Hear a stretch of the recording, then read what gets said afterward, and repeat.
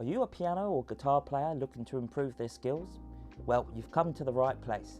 Hi, I'm Chappie, welcome to my channel Stage to Bedroom, and in this video we'll be discussing why practicing music is important, where to practice, what to practice, and how to practice effectively.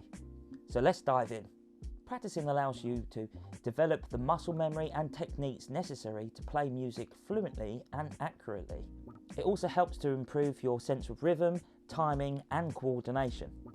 But most importantly, practicing consistently is the key to unlocking your full potential as a musician.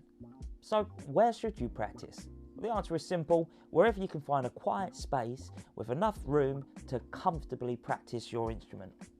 It's important to minimize distractions and external noises to ensure a focused, productive practice session. Okay, so let's talk about what to practice. The first thing you should do is set specific goals for your practice session. Maybe you want to work on a particular song or technique, or perhaps you want to work on your finger dexterity and speed. Well, whatever your goals are, it's important to have a plan and stick to it. And don't forget to warm up before diving into more challenging exercises. Finally, let's discuss how to practice effectively. Now, the key is to focus on quality over quantity.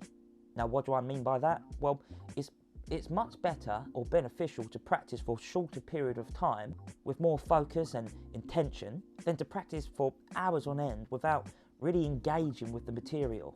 Take breaks as needed, and don't be afraid to slow things down or break things into smaller pieces if you're struggling with a particular section. But there you have it. By following these tips and sticking to a regular practice routine, you'll be well on your way to improving your piano or guitar playing skills. Remember, practice makes progress, so stick to it and you'll see results in no time. Thanks for watching, and I'll see you in the next video.